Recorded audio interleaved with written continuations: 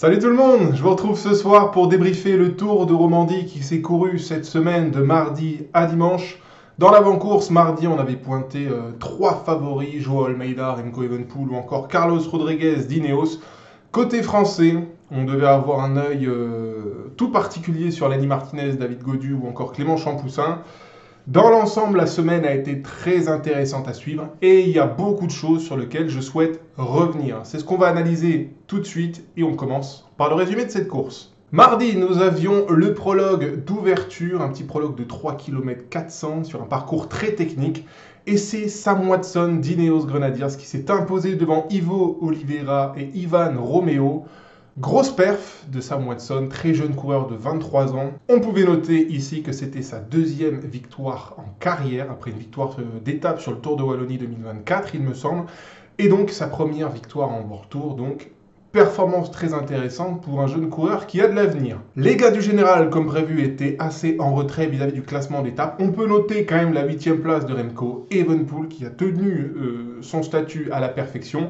Il est suivi sur ce classement d'étape par le trio d'UAE, Jevine est 9e, Jan Christen est 10e et Joao Almeida, le favori de ce Tour de Romandie, termine 11e de l'étape. Ont également brillé en tant que protagoniste du général Alexander Vlasov qui fait 14 et Lenny Martinez qui fait 16e. Celui qui s'est un petit peu loupé sur ce prologue, c'est évidemment Carlos Rodriguez qui ne termine que 56e à 15 secondes. C'était quand même assez difficile de faire mieux pour le grimpeur espagnol qui était, on peut le dire, quasiment presque en reprise sur ce Tour de Romandie après son bon Liège-Bastogne-Liège. Le classement d'étape, c'est le classement général. Je passe sur la première étape de mercredi. Nous avions 194 km en direction de Fribourg et malgré un deuxième tiers de parcours difficile, on a eu un sprint à l'arrivée et c'est Mathieu Brennan qui a surclassé la concurrence dans ce sprint. Il a devancé Aurélien Paré-Pinte et Arten Schmidt d'Ineos.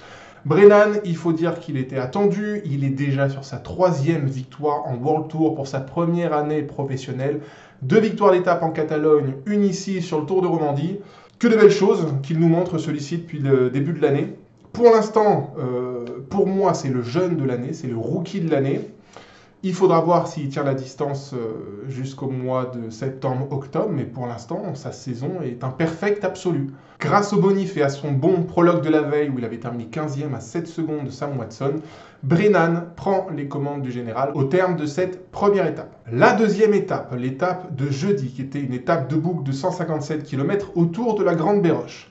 Cette étape, elle était un petit peu attendue comme indécise. Il faut dire que le profil était atypique, particulier. On ne savait pas trop si les baroudeurs allaient avoir leur chance, si derrière ça roulait pas trop fort. On ne savait pas si les sprinteurs allaient pouvoir passer pour pouvoir se disputer la win à l'arrivée. Et en fin de compte, ce sont les mecs du général qui ont mis le bazar en particulier. Alors je dis les mecs du général, en vérité, c'est la Soudal de Remco Evenepoel qui a mis la poignée au fond pour mettre d'éventuels favoris en difficulté. Remco qui va mettre le feu dans la dernière ascension de la journée à 50 km de l'arrivée. La décision ne se fait pas et Remco semble être un petit peu le seul à vouloir faire des différences sur ses adversaires directs. Le désordre va régner dans ce groupe de favoris et sur le petit plat qui va amener sur la ligne d'arrivée, aucune équipe va prendre la course à son compte et ça va profiter un petit groupe de roublards qui va fausser compagnie au groupe favori. Vont donc s'échapper dans le final Lorenzo Fortunato pour Astana, Alex Baudin pour IF, Junior Le Serre pour Soudal, Lennart Van Etvelt pour Lotto ou encore Juan Pedro Lopez pour Lidl. Ces 5 garçons vont se disputer l'étape et à ce jeu-là, c'est Lorenzo Fortunato qui va faire le coup du kilomètre et qui va venir gagner sur cette deuxième étape au nez et à la barbe d'Alex Baudin, qui va régler le groupe de compte, qui va terminer sur les talons de Lorenzo Fortunato. Dommage pour notre Français, oui, dommage, sauf que derrière, le groupe des favoris va beaucoup trop se regarder et va débourser 56 secondes sur le groupe de 5. Et c'est donc Alex Baudin, coureur français de l'AIF, qui va prendre le lead du général. Au-delà de la prise de pouvoir du français à la Grande Béroche, ce qu'on peut noter sur cette deuxième étape, c'est l'abandon de Jan Christen malade. Le coéquipier de Joao Almeida, qui était très attendu sur l'étape reine de samedi, eh bien, est rentré à la maison. Il enchaîne un petit peu les pépins de santé en ce début de saison, malgré son très bon début de saison.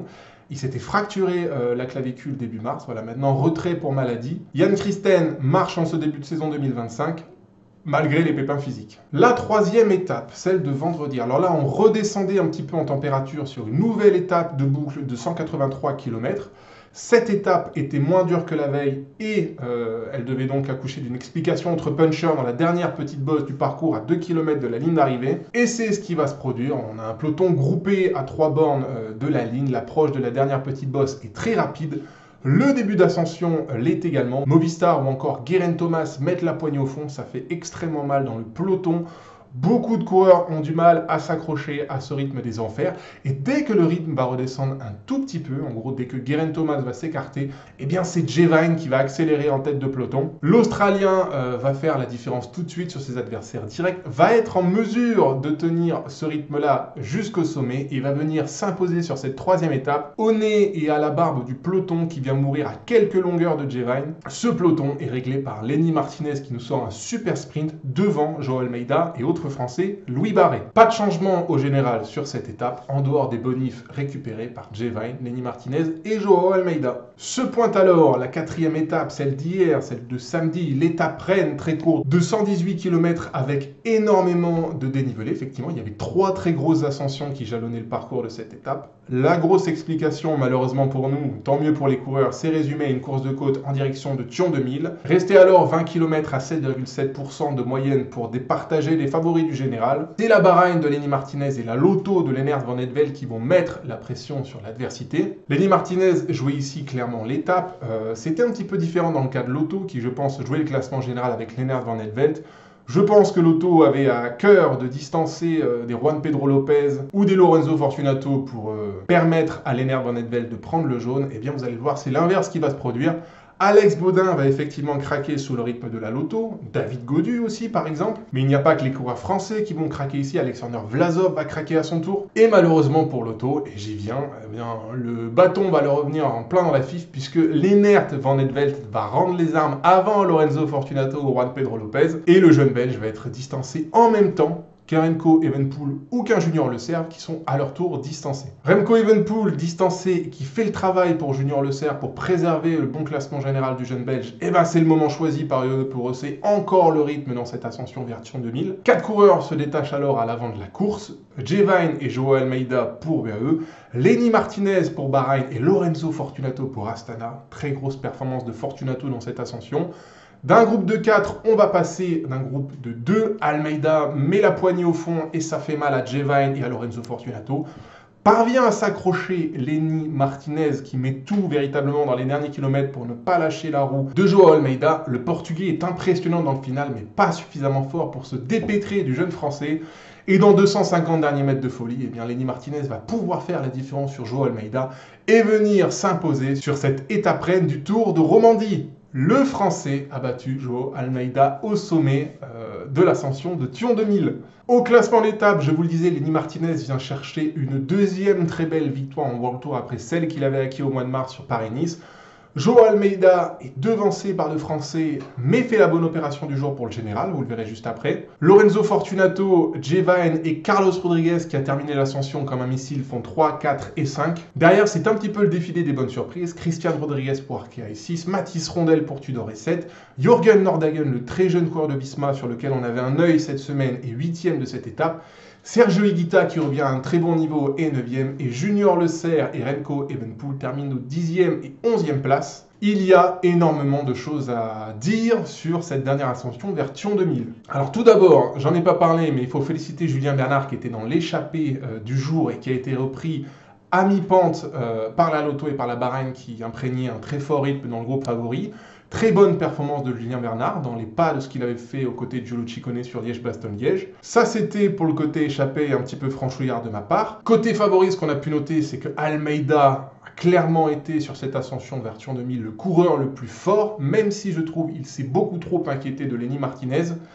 Entendez par là que si le Portugais ne s'était pas retourné à plusieurs reprises à l'endroit du Français et s'il ne lui avait pas demandé de passer autant de relais dans le final, et si plutôt il s'était concentré sur l'idée d'arriver le plus vite au sommet, eh ben je pense que Joao Almeida aurait distancé Lenny Martinez dans les 3 derniers kilomètres. Alors, tant mieux pour nous, les moments de latence de Joao Almeida dans les 2 derniers kilomètres, ça a permis à Lenny de récupérer un petit peu, et ça a donc permis aux Français de pouvoir faire un sacré sprint. Mais encore une fois, Almeida a été stratosphérique dans cette ascension. Et s'il avait mis la poignée au fond dès qu'il est parti avec le coureur français, je pense que Lenny n'aurait pas pu tenir le rythme infernal du Portugais. Donc ça a été une information très importante sur cette journée de samedi. Joao Almeida est devenu un monstre. Tout simplement un monstre, mais on y revient un petit peu plus tard dans le débrief du classement général de ce Tour de Romandie. Autre point, c'est la très bonne surprise de cette ascension Virtuon 2000. Lorenzo Fortunato, le coureur italien de l'équipe Astana, nous sort une performance plus, arrive à s'accrocher au rythme des deux UAE et de Lenny Martinez pour venir faire 3 de l'étape et venir se placer 2 du général, vous le verrez juste après. Fortunato, en cette semaine du Tour de Romandie, s'est révélé à un niveau auquel on ne l'avait jamais vu auparavant. J'y reviendrai un peu plus tard aussi à l'image de Almeida, mais c'était quelque chose de notable sur l'étape de samedi. Du côté de Carlos Rodriguez, alors lui il est monté à sa main, il s'est pas précipité dans la roue de Joao Almeida et G20 lorsque ceux-ci ont attaqué. C'était effectivement mon favori sur cette étape reine, et cependant je ne vais pas dire qu'il a été en deçà de ce à quoi je m'attendais de lui, parce qu'il faut reconnaître qu'il est un petit peu en reprise depuis Liège-Bastogne-Liège, et que dans l'ensemble, cette ascension de Carlos Rodriguez restait une très belle performance, notamment les derniers kilomètres où il a repris du temps sur un Joao Almeida et un Lenny Martinez par exemple. Autre point que je vais aborder dans cette ascension Virtuon 2000, c'est le fait que Remco Evenepoel est bossé pour Junior Le Cerf dans les 10 derniers kilomètres. C'est un move que je comprends pas trop et qui va être confirmé par le chrono qu'on a vu aujourd'hui.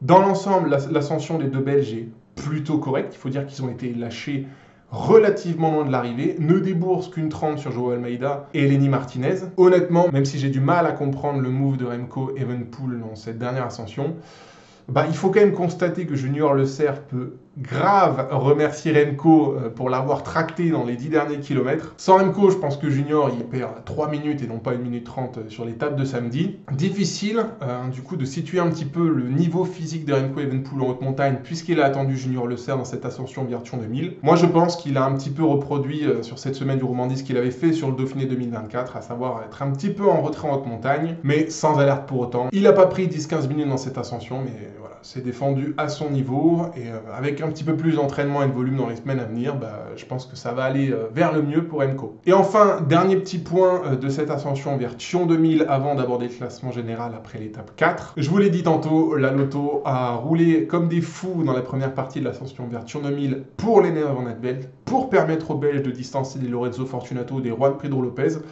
Eh bien non, je pense qu'en dehors d'Alex Baudin, des 4 mecs qui avaient pris un petit peu d'avance au terme de l'étape 2, Lennart Van Etvelt, c'est celui qui a pris la plus grosse addition sur cette étape reine. Il ne termine que 21e de cette étape reine à 3,23 de Lenny Martinez et Joao Almeida. Mauvaise journée pour le Belge. Bien, jetons un œil sur le classement général au terme de l'étape de samedi. Lenny Martinez prenait les commandes du général devant Lorenzo Fortunato pour 2 petites secondes. Joao Almeida faisait la très bonne opération d'hier en vue du chrono d'aujourd'hui, puisqu'il était donc 3e du général à 3 secondes. G20 était donc 4e à 32 secondes, et puis vous aviez après Junior Le Cerf à la 5e passe, Carlos Rodriguez à la 6e, Juan Pedro Lopez à la 7e, puis Mathis Ronel, Remco Evenepoel et Christian Rodriguez pour conclure le top 10. Voilà les données qu'il y avait ce matin au départ de l'ultime chrono de ce Tour de Romandie. Chrono de 17 km à Genève. Le général devait donc se jouer dans un match à 4 entre Lenny Martinez, Lorenzo Fortunato et les 2 coureurs Joao Almeida et G20. Et s'il s'agissait là de la bataille pour le général, pour l'étape, je ne voyais pas qui pouvait battre Remco Evenepoel dans ce type de chrono avec 2 très grandes lignes droites et un parcours pas si technique que ça dans les portions 1 et 3. Eh bien, je ne m'étais pas trompé puisque dans les rues de Genève, nous avons eu le droit à une démonstration de Remco dans ce chrono de 17 bornes.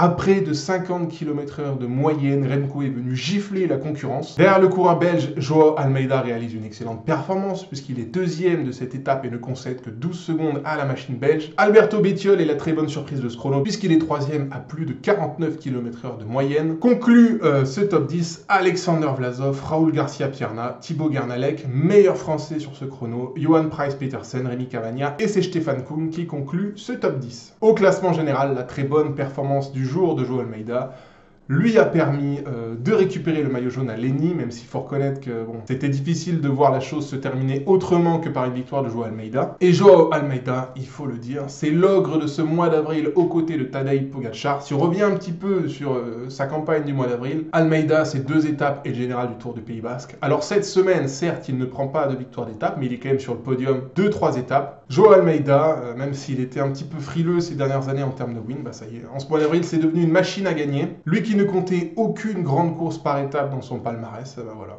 Tour du Pays Basque et Tour de Romandie dans l'escarcelle en l'espace de 4 semaines, c'est juste fantastique et c'est pas de bon augure pour les adversaires du AE à l'approche du Tour de France. Le deuxième de ce classement général, c'est notre super Lenny Martinez, qui a glané cette semaine une nouvelle étape en World Tour après celle qu'il avait récupérée sur Paris-Nice. Ce qu'on peut noter, c'est qu'il a quand même réalisé un dernier très gros chrono aujourd'hui, puisqu'il est 13e de l'étape et n'a concédé que 40 secondes sur Remco Evenepoel sur un parcours de spécialiste. Il avait également réalisé un bon prologue puisqu'il avait terminé dans les 20. Bah voilà, écoutez, Lenny enchaîne les performances en World Tour, c'est super, je pense qu'on peut le dire aujourd'hui. Notre carte numéro 1 côté français sur les courses par étapes, c'est Lenny Martinez, point barre. Le troisième de ce classement général du Tour de Romandie, c'est donc Jay Vine qui est de retour à un très haut niveau. Il a glané son étape sur ce Tour de Romandie, il a fait le boulot pour Almeida sur l'étape d'hier, et vient chercher le podium du général après son très bon chrono d'aujourd'hui. Voilà, UAE, c'est masterclass sur masterclass en ce début de saison. Et encore, je le répète, mais Jan Christen n'était plus là après la deuxième étape. Imaginez ce que ça aurait été si le petit Suisse n'était pas tombé malade et s'il avait pu conclure ce Tour de Romandie. Bah, je pense que ça aurait été quelque chose. Je pense qu'on aurait eu 3 UAE dans les 10. Fortunato termine 4e du général. C'est la surprise de la semaine. Je n'ai jamais vu l'Italien tourner à ce niveau-là en World Tour. Et d'autant plus sur une course par étape du niveau du Tour de Romandie. Remco Evenepoel fait 5 et nous a fait une sacrée remontada après sa victoire d'étape du jour. Alors, je comprends toujours pas le move qu'il a fait hier en faisant le taf pour Junior Le Cerf. Mais voilà, il avait un très grand objectif cette semaine. Je pense que c'était de gagner le chrono aujourd'hui. On a senti la volonté de Remco d'envoyer tout ce qu'il avait sur cette dernière étape. Quand il est dans cette attitude-là, avec ses qualités de chronomane, bah, il est juste imprenable et il l'a montré aujourd'hui. C'est juste le meilleur rouleur du monde, point barre. Carlos Rodriguez est 6e du général. Alors, je vous avoue que c'est un petit peu en deçà de mon prono, puisque je l'avais vu terminer sur le podium et même à la 2e place du général DR, Joao Almeida. Mais je le répète, ça reste une bonne reprise pour le garçon qui enchaîne après un bon Liège-Bastogne-Liège. Il faut partir avec l'idée que ce Tour de Romandie pose de bonnes bases pour la suite de la saison de Carlos Rodriguez. Juan Pedro Lopez fait 7 pour Lidl, c'est une semaine solide pour le grimpeur. Et il faut dire qu'il s'est super bien défendu aujourd'hui sur un chrono qui ne lui convenait pas. Donc c'est un top 10 mérité pour Juan Pedro Lopez. Junior Le Cerf est 8e du général et encore une fois peut remercier Remco sur l'étape d'hier. Remco qui a littéralement tracté le petit belge jusqu'au sommet de l'ascension de Thion 2000. Donc 2 Soudal dans le top 10, c'est pas mal pour les points UCI, il faut le noter. Mathis Rondel est 9e et là c'est une autre très bonne surprise de la semaine aux côtés de Fortunato. Jeune coureur français de 21 ans, coureur de Tudor. Écoutez, faire un top 10 sur une course World Tour aussi relevée, c'est super bien pour l'avenir. Et celui-là, va falloir garder un œil sur ses performances jusqu'à la fin de saison. Et je conclus ce top 10 du Tour de Romandie 2025 avec Javier Romo, qui est le meilleur Movistar de cette semaine après les déconvenus d'Ivan Romeo et Castrillo. Ivan Romeo qui termine 35e du général et Pablo Castrillo 51e du général. Alors, côté français, au-delà des très bons tours de Romandie de Lenny Martinez et Mathis Rondel, on peut noter que pour David Gaudu, ça a été un petit peu plus compliqué et qu'il ne s'est pas remis de ses déboires du mois de février. Il termine 30e du général. Clément Champoussin a abandonné sur la 3e étape, mais chez Astana, on s'est très bien rattrapé avec Lorenzo Fortunato qui fait 4 du général et qui prend une étape. Pour Aurélien Paré-Pin chez Decathlon, c'est une semaine correcte. Il a fait 2e de la première étape et top 10 sur la 3e étape. Et dernier français sur lequel je vais avoir un mot, c'est Alex Baudin qui a réalisé un très grand mois d'avril. Il a fait de bonnes Ardennaises, une bonne flèche Brabançonne. Voilà, il termine 2e de l'étape 2. Dommage d'avoir laissé filer Fortunato dans le final, mais voilà, il a pris le maillot jaune pendant 2 jours sur ce Tour de Romandie. C'est pas mal d'expérience emmagasinée sur une semaine, donc c'est vraiment top pour Alex Baudin. Et j'ai hâte de voir ce qu'il nous fera sur la suite de la saison. Et j'en termine cette analyse avec le débrief des autres favoris qui n'ont pas spécialement performé sur cette semaine-là. On peut citer Alexander Vlasov, qui termine 24e de général, très loin de mon pronostic initial, puisque je l'avais pronostiqué sur le podium, Alexander Vlasov. Il faut dire qu'il a été lâché très tôt sur la 4e étape. Pourtant, aujourd'hui, il a réalisé un excellent chrono, puisqu'il fait 5e. Très difficile à analyser, les performances du Russe depuis le début de la saison. Ceci dit, on va pas trop s'emballer. Les objectifs d'Alexander Vlasov sont beaucoup plus loin dans la saison. Je rappelle que le mec doit enchaîner théoriquement avec Tour de France et Tour d'Espagne. Voilà, même si je pensais qu'il aurait haussé son niveau sur ce Tour de Romandie, pas de pression, le Tour de France c'est dans 2 mois, le Tour d'Espagne c'est dans davantage. Donc Vlasov, il a le temps d'arriver à son pic de performance. Oscar Onley, alors je dois avouer qu'il termine 16e du général et que je suis un poil déçu de sa performance. Lui aussi a été en retrait sur l'étape Rennes, mais dans l'ensemble, si on regarde un petit peu ses classements d'étape, il termine toujours entre 10 et 20, donc placé, mais pas suffisamment pour intégrer le top 10. Et enfin, un dernier petit mot pour les autres coureurs que j'ai suivis cette semaine, et je vais parler de la paire de chez Visma, Jürgen Nordhagen et Mathieu Brennan. Brennan, vous dire qu'il a certes récupéré une victoire d'étape, mais qu'il a quand même fait 15 du prologue et 11e du chrono aujourd'hui. Donc ça veut dire que le garçon à 19 ans a d'autres qualités déjà que d'être un pur sprinter. Donc ça, c'est très impressionnant, et ça promet de très grandes choses à l'avenir. Même chose pour Jürgen Nordhagen, mais peut-être un palier en dessous. Il termine 13e du général, c'est un bon grimpeur, un bon rouleur. Moi j'ai très hâte de voir ce que donnera Jürgen Nordhagen dans les autres courses par étapes à venir. Voilà, c'en est tout pour ce débrief du Tour de Romandie. Dans les grandes lignes, ce qu'on retiendra de cette semaine, c'est que Joao Almeida désormais est devenu une machine à gagner. C'est que Lenny Martinez monte en puissance au fur et à mesure des courses et qu'il franchit les paliers les uns après les autres pour se hisser toujours plus davantage dans la hiérarchie des meilleurs coureurs de course par étape du peloton. Et enfin, l'autre dernière grande ligne de ce Tour de Romandie, c'est qu'on a pu constater que Remco Evenepoel a encore du boulot pour briller en haute montagne, mais honnêtement, depuis sa reprise à la Flèche Robinson il y a bientôt 2 semaines, les signes sont plus que positifs et que tout ça, c'est le très bon augure pour le Tour de France qui interviendra au mois de juillet. N'enterrons pas trop vite le Belge qui aura toutes ses chances d'aller chercher le maillot jaune sur le chrono de Caen. Mais là, je prends pas mal d'avance. Voilà, c'est tout pour moi. Je vous retrouve la semaine prochaine pour l'avant-course du Tour d'Italie, déjà, qui commencera le week-end prochain, samedi. Si la vidéo vous a plu, n'hésitez pas à mettre un petit pouce en l'air et à vous abonner, ça me fait extrêmement plaisir. Je vous souhaite une excellente semaine, prenez soin de vous et à très vite.